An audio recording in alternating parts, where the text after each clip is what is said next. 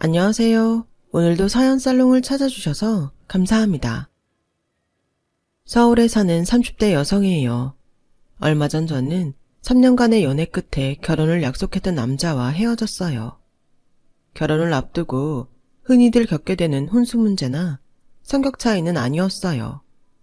이유는 어이없게도 예비 시아버지 때문이었으니까요. 그동안 제가 몰랐던 예비 시아버지의 이중적인 모습을 우연히 알게 됐고, 그 사실을 안 이상 이 결혼은 안 되겠다는 결론에 이르렀거든요. 정확한 내막은 모른 채 파혼 소식만 접한 지인은 하나같이 그러더군요. 후회하지 않겠냐고요. 그런 마음이 없다면 거짓말이겠죠. 얘랑의 스펙이나 사람 됨됨이만 보면 지금껏 만나봤던 남자들 중 최상이고 앞으로도 그런 사람을 다시 만나리란 보장은 없으니까요. 하지만 내가 사랑했던 남자의 부모가 내 부모님한테 한 짓을 생각하면 아직도 치가 떨리고 소름이 끼쳐요.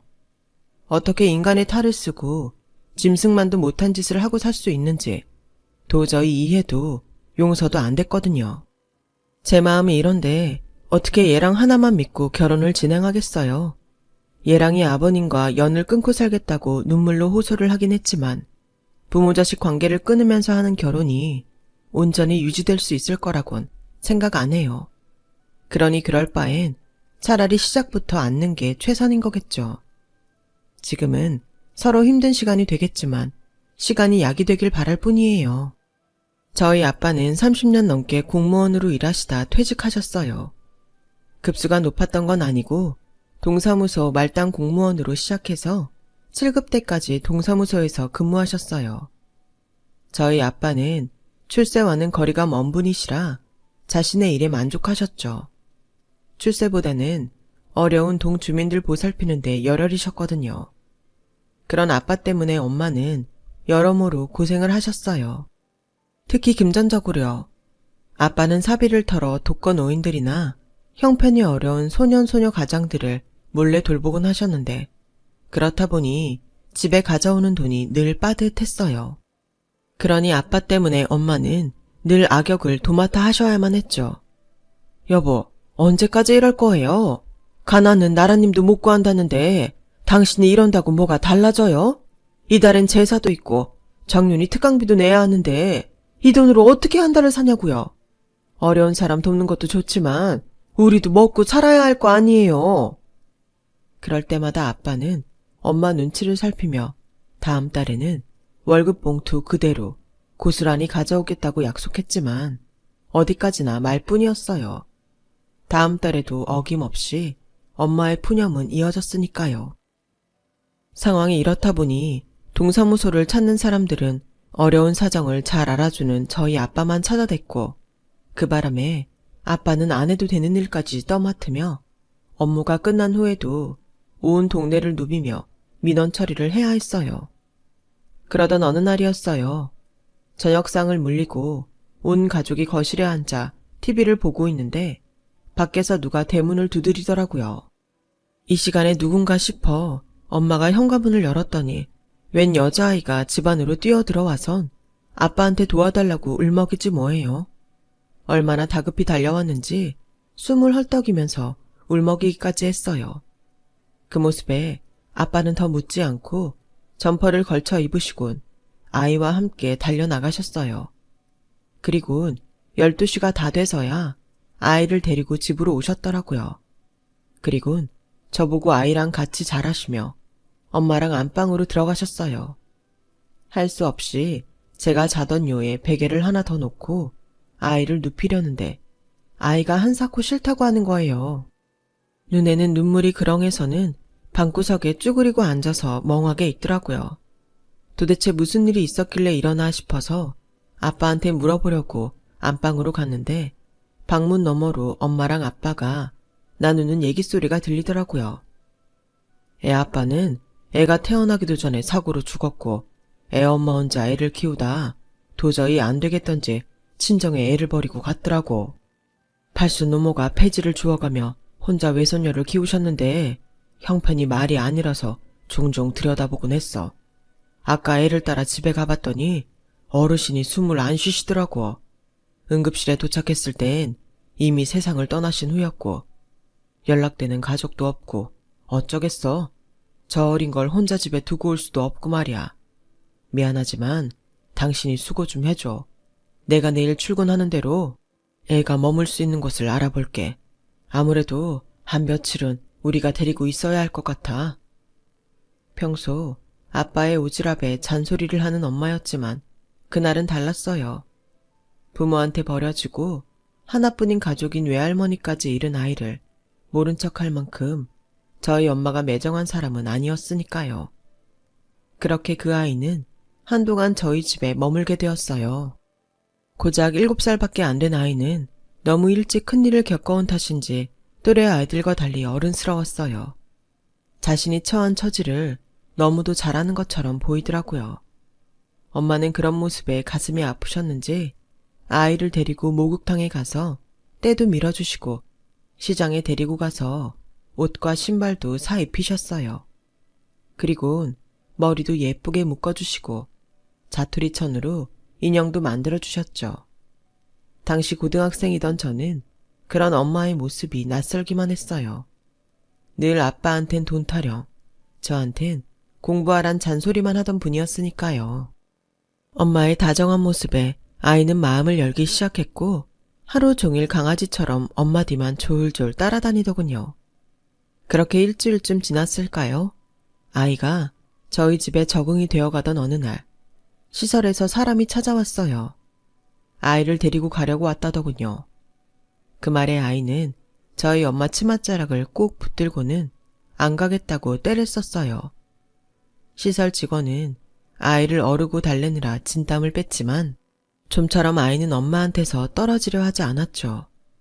저희 아빠와 시설 직원이 난감해하던 그때 엄마가 그러시는 거예요. 우리가 데리고 있으면 안 될까요?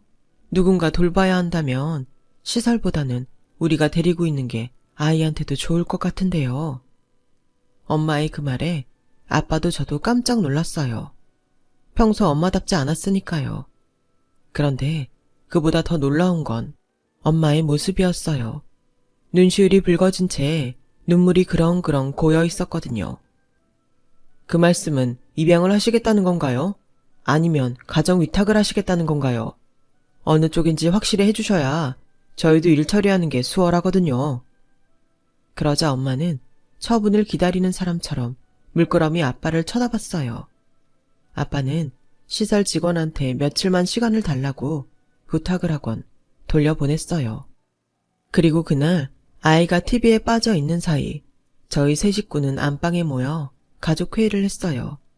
앞으로 아이를 어떻게 할 것인가에 대한 거였죠.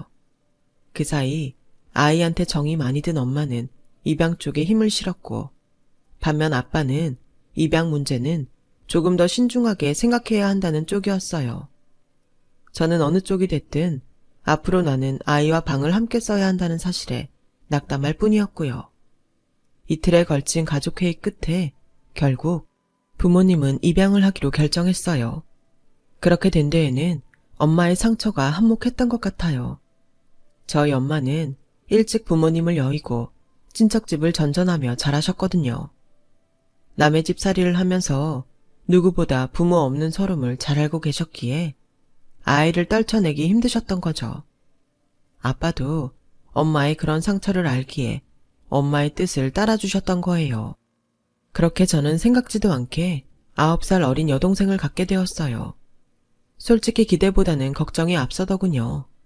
친구 중에 늦둥이 동생이 있는 애가 있는데 그 친구를 보면 늘 엄마 대신 첫째인 친구가 동생을 키우다시피 하며 살았거든요.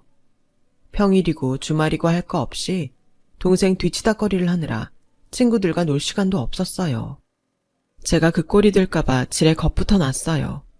이런 제 마음과 달리 부모님은 입양을 결정하신 이후로는 다른 걱정 없이 어린 딸의 애교에 빠져 사시는 것 같았어요.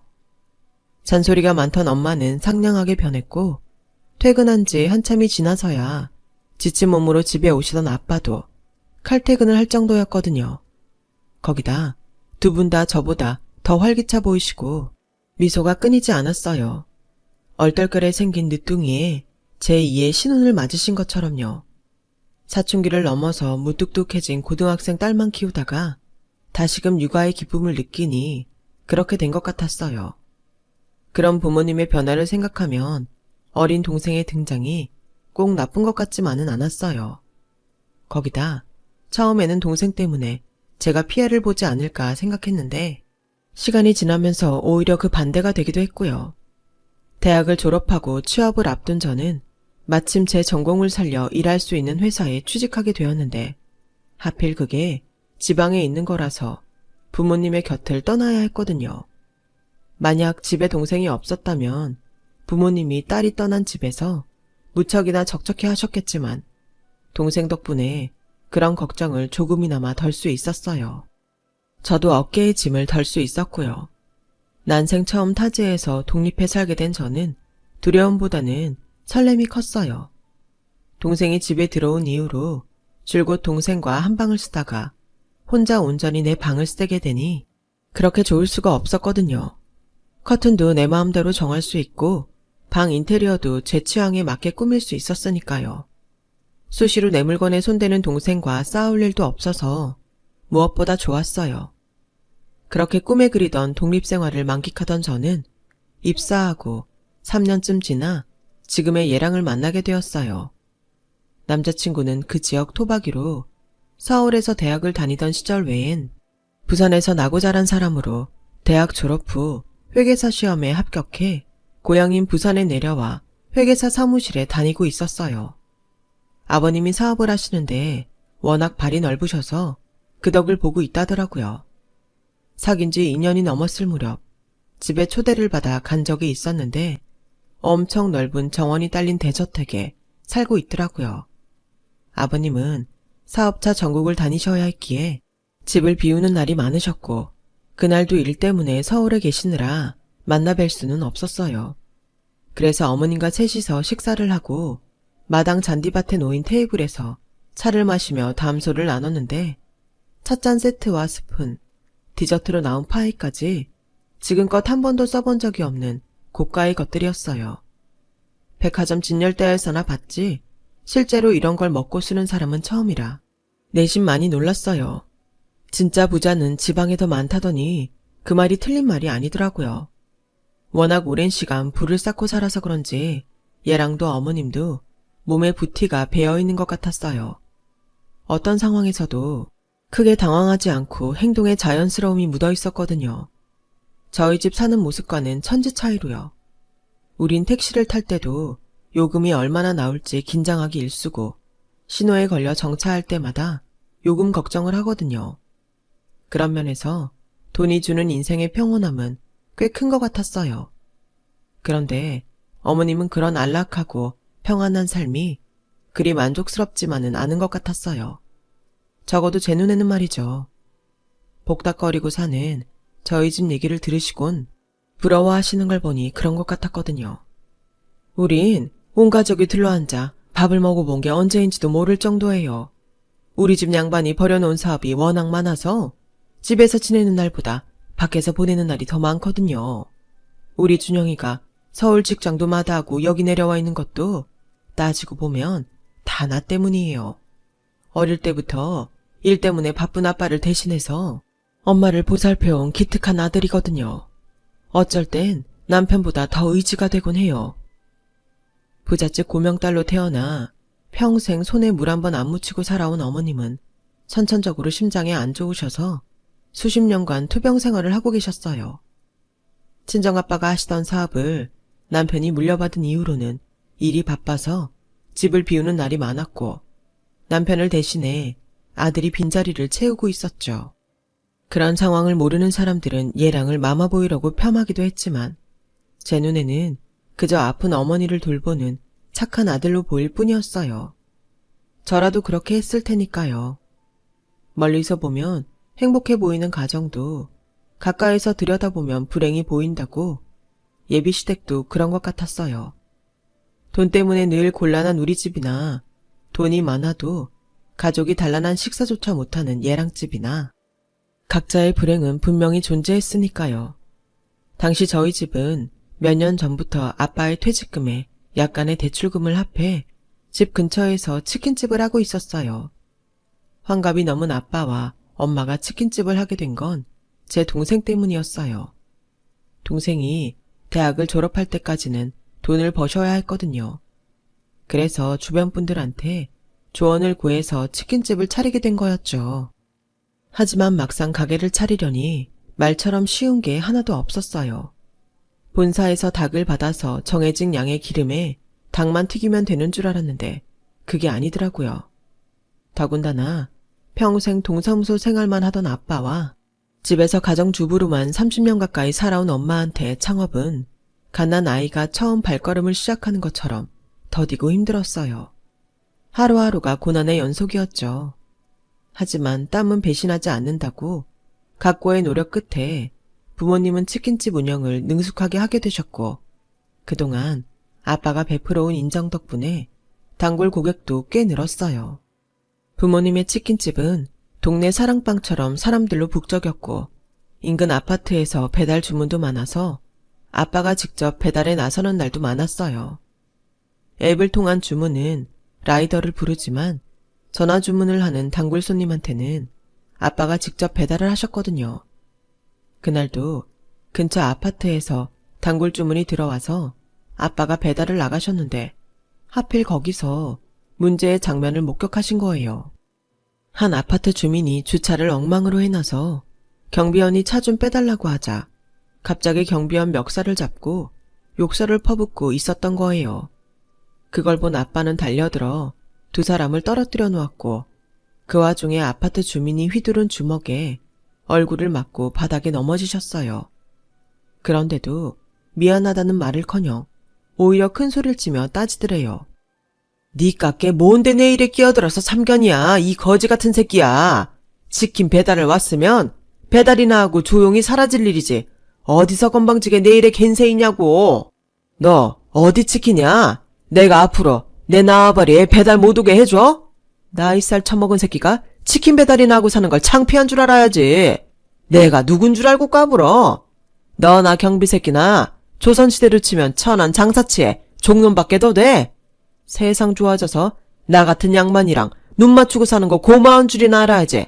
어디 하찮은 새끼들이 내 말에 토를 달고 내 몸에 손을 대? 이게 얼마짜리 옷인지 알기나 해? 에잇, 양반자를 다시 부활하든 해야지. 천박한 쌍놈들이랑 섞여 살려니 가오구겨져서 못 살겠네. 퇴! 그 말에 아빠는 참다 못해 한마디 하셨어요. 이보세요. 누가 상놈이고 누가 양반이란 겁니까?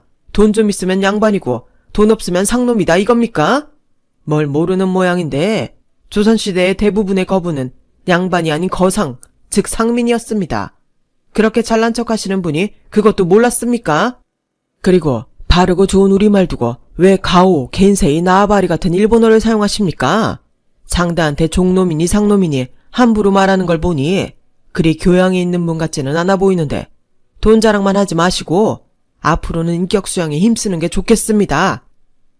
아빠의 따끔한 일침에 싸움 구경하던 아파트 주민들은 웃음을 터뜨렸어요.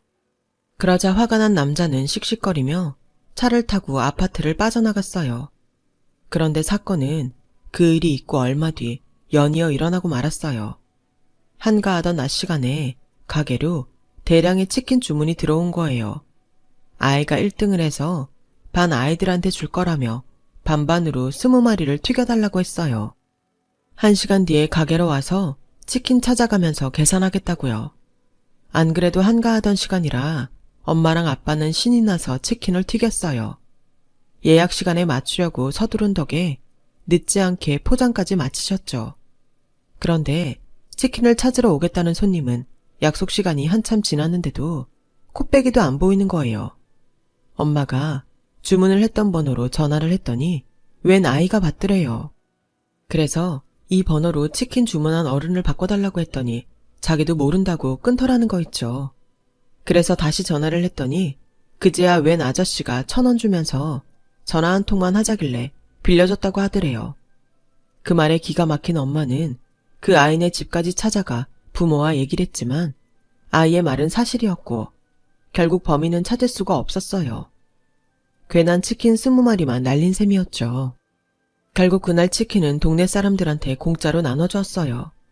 그런데 그 일이 있고 얼마 뒤 가게로 대량의 배달 주문이 들어온 거예요. 이전에 한번 당한 적이 있어서 내심 의심이 가긴 했지만 그렇다고 배달 손님한테 선불을 달라고 할 수도 없는 노릇이라 배달지를 몇 번이나 확인하곤 치킨을 튀기기 시작했어요. 양념에 후라이드, 파다까지 총 25마리나 되는 치킨을 배달해야 해서 아빠는 차 뒷자리에 가득 싣고 배달지로 향했어요.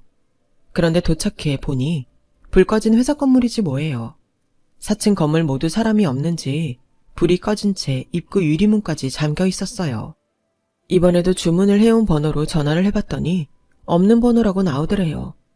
연이은 노쇼에 엄마 아빠는 금전적 손해도 보았지만 전화 주문을 받는 게 두려움이 되어버렸어요. 그러자 엄마가 아예 전화 배달을 받지 말자고 하셨어요. 그냥 배달 어플로 들어오는 주문만 받고 팝시다. 미꾸라지 한 마리가 온웅덩이를 흐린다고 장난 전화하는 놈 때문에 괜한 단골 손님들까지 의심하면서 장사할 거 뭐 있냐고요. 그러니까 내 말대로 해요. 결국 엄마 말대로 부모님은 그 후 전화 주문은 받지 않았어요. 그 바람에 단골 손님들 중 연세가 있으셔서 배달 어플을 못 쓰시는 분들의 불만이 이만저만이 아니었죠. 그 모습을 본 동생은 범인 하나만 잡으면 끝날 일인데 왜 괜한 고생을 하냐면서 지 나름대로 범인 색출에 나섰어요. 먼저 아빠를 모시고 인근 파출소에 찾아가 피해를 신고했고 범인한테 휴대폰을 빌려줬다는 아이를 설득해 그 장소를 확정지었죠. 그리곤 증언에 따라 그 시각 인근 지역 CCTV를 확인해 범인의 모습은 확인할 수 있었지만 안타깝게도 카메라 각도상 얼굴이 가려져서 얼굴을 확인할 수는 없었어요. 그런데 그 순간 화면을 뚫어지게 보던 아빠가 그 사람이 올라탄 차를 보고는 기억을 떠올린 거예요. 바로 인근 아파트에 배달을 갔다가 말싸움을 한 그 남자였어요. 아빠는 당장 아파트로 달려가 경비원한테 그날 자신과 싸웠던 사람이 그 아파트 주민인지 확인했고 차량 등록은 되어 있지 않지만 일주일에 2, 3일은 오더라는 얘기를 들을 수 있었어요. 꼬리를 잡은 아빠는 마치 잠복 수사를 하는 형사처럼 아파트 입구에서 뻗치기를 시작했어요. 그리곤 드디어 범인과 마주하게 되었죠. CCTV에 찍힌 사진을 들이밀며 노쇼 사건에 대해 추궁하자 남자는 오히려 무고죄로 고소하겠다고 으름장을 놓았어요. 철없는 어린애 말만 듣고 사회적 위치가 있는 자신을 사기꾼 취급한다면서요. 사람 잘못 봤어. 내가 이번 일 그냥 넘길 줄 알아? 내 회사 고문 변호사 불러서 법적 대응할 테니까 당신 소장 올 때까지 입 닥치고 기다려. 냄새나는 닭 팔아먹고 사는 주제에 어디서 감히 나한테 덤벼. 네가 뭘 모르는 모양인데 이 나라는 돈 있으면 있는 죄도 없는 게 되는 나라야. 그걸 아셔야지. 그깟 닭 팔아서 변호사 선임은 할 수 있을지 모르겠네. 딱 잡아떼며 법적 대응을 한다는 말에 아빠는 힘 한 번 못 써보고 그대로 집으로 돌아오셨어요. 사실 그때까지만 해도 저는 우리 집에 이런 일이 있었는지도 몰랐어요. 회사 일에 결혼 준비까지 하느라 너무 바빠서 부모님 댁에 한 달 넘게 가보지 못했거든요. 거기다 부모님도 제가 걱정을 할까봐 동생한테도 이 일은 절대 언니한테 알리지 말라고 신신당부하셨고요. 그렇게 시간은 흘러 제 결혼에 앞서 상견례를 하게 되었어요. 예비 시어머니 몸 상태를 고려해 저희 가족이 부산으로 내려오시겠다고 하셔서 부산에 있는 인류 호텔에서 상견례를 하게 되었죠. 어머님은 당신 때문에 저희 부모님이 먼 길 오시게 됐다며 죄송하다고 그 호텔에 방까지 잡아주셨어요. 오신 김에 하루 주무시고 부산 구경도 하고 올라가시라고요. 덕분에 난생 처음 인류 호텔에서 투숙을 하게 된 저희 가족은 들뜬 마음에 노쇼 사건은 잊을 수 있었어요. 그런데 상견례 날 일이 벌어진 거예요. 원수는 외나무 다리에서 만난다더니 노쇼 사건의 범인을 상견례장에서 만나게 됐지 뭐예요. 그날 처음 얼굴을 뵐 수 있었던 예비 시아버지가 바로 그 사건의 범인이었던 거예요. 아빠는 예비 사돈의 얼굴을 보자마자 한숨을 쉬셨고 그건 예비 시아버지도 마찬가지였어요. 오히려 자신이 더 길길이 날뛰며 화를 내곤 욕설까지 퍼부어댔죠. 이런 연병알, 사돈이라는 인간이 저것들이냐? 아이고 세상에, 어디 데려올 여자가 없어서 저런 거지 같은 집구석 딸내미를 데려와. 천박하게 닭 잡아 팔아먹고 사는 인간들이랑 어떻게 사돈을 맺으라고 데리고 왔냐고. 너 정신이 제대로 박힌 놈이냐? 난 저것들이랑은 절대 사돈 못한다. 아이고, 우리 집이 좀 산다고 하니까 식구들까지 끌고 여기까지 내려온 모양인데, 난 거지 새끼한테 동냥 줄 생각 일절 없으니 좋은 말 할 때 내 눈앞에서 사라져. 별 거지 같은 것들이 열받게 하네. 당장 네 식구들 데리고 안 꺼져. 뭐요? 당신 말 다 했어? 거지 새끼? 우리가 왜 거짓입니까? 내가 언제 그쪽한테 돈을 달라고 했습니까? 밥을 달라고 했습니까? 나도 그쪽이 사돈 될 사람인 줄 알았다면 이 결혼 진작에 허락 안 했을 겁니다. 하는 말이 곧 자신의 인품이라고. 그쪽처럼 인품이 형편없는 사람은 나도 사돈하기 싫다고요. 거기다 지 마음에 안 든다고 뒤에서 남의 영업장에 장난 전화해서 손에 입히는 인간이랑은 더더욱 엮이고 싶지 않다고요. 자식들 앞이라 더는 말 안 하겠으니 그쪽도 그만하는 게 좋을 겁니다. 웃기고 자빠졌네. 뭔 말을 안 해? 네가? 왜? 할 말 있으면 다 해보라고. 어차피 거지 같은 집구석이랑은 다시 볼 일도 없으니까. 왜? 말하라니까. 입이 안 떨어지냐? 그때 예비 시아버지는 저희 아빠의 충고대로 입을 닫았어야 했어요. 아니, 적어도 저희 아빠를 자극하지는 말았어야 했던 거죠. 그래, 그렇게 원하니 내 말 하리다. 그쪽이 휴대폰 빌려줬다는 애가 땡땡 아파트 1703호에 사는 애 맞죠? 처음엔 그 애 엄마도 그렇고 당신이랑 모르고 사는 사이라고 딱 잡아떼서 몰랐는데 아랫집 아줌마가 그럽디다. 그 애가 그 집 여자랑 댁 사이에서 난 자식이라고. 층간소음 문제로 그쪽이랑 몇 번이나 얼굴 붉히고 싸워서 그런가 댁내 집안 사정에 대해 훤히 꿰고 있습디다. 본처 죽으면 혼인신고한다고 벼르고 있다고 하던데 그 사실을 부인께서도 알고 계시는지 궁금하네요. 참, 그리고 이거 하나만은 똑똑히 알아뒀으면 합니다. 소송은 그쪽이 아니라 내가 걸 겁니다. 그쪽 때문에 입은 내각의 피해 보상은 물론 떠밀려 입은 상처에 대한 치료비, 당신한테 이유 없이 들었던 막말에 대한 정신적 피해 보상까지 하나도 빠짐없이 받아낼 테니까 각오하세요. 그리고 인생 그따위로 사는 거 아닙니다. 사람이 개랑 짐승이랑 다른 이유가 뭡니까? 인격이 있기 때문입니다. 지각 있는 인격체가 되세요. 이 결혼 어차피 물 건너간 것 같으니 우리 먼저 일어나겠습니다. 여보, 갑시다. 그렇게 아빠는 가족들을 이끌고 룸을 나가셨고 그 길로 짐을 챙겨 서울로 올라왔어요. 그리고 얼마 뒤 얘랑의 부모님은 이혼을 하셨어요. 정확히 말하면 얘랑 아버지가 집에서 알몸으로 쫓겨나신 거였죠. 신혼 초부터 외도를 일삼았던 탓에 변호사 공증하에 각서를 썼는데 거기 내용 중 다시 외도를 할 경우 맨몸으로 집에서 나가겠다는 조항을 적었던 모양이에요. 한치 앞도 모르고 눈앞의 상황만 가리려고 했다가 결국 제 발에 제가 넘어진 꼴이 되었죠. 어차피 회사도 얘랑 어머니 친정 재산인데다 소유권도 얘랑 어머니가 가지고 있어서 재산 정리는 딱히 할 게 없었다고 하더군요. 문제는 저희 결혼이었어요. 얘랑은 아버지와 연을 끊고 살 거라며 저희 부모님께 결혼만큼은 허락해달라고 부탁했지만 저희 부모님은 거절을 하셨어요. 우리와 인연은 여기까지만. 좋은 사람 만나서 행복한 가정 꾸리길 바란다는 말씀을 하셨어요. 저는 다니던 회사를 그만두고 서울로 올라와 이직을 앞두고 있어요. 그래서 다시 동생과 한 방을 쓰게 됐죠. 동생은 모처럼 자기 방이 생겼다고 좋아했는데 또다시 같이 쓰게 되자 텃세를 부리더라고요. 그렇게 우리 자매는 여느 자매들처럼 싸움도 하고 때론 친구처럼 고민을 나누면서 지내고 있어요. 어쩌면 지금 이 순간이 돈으로도 바꿀 수 없는 행복한 순간일지 모른다는 생각을 하면서요.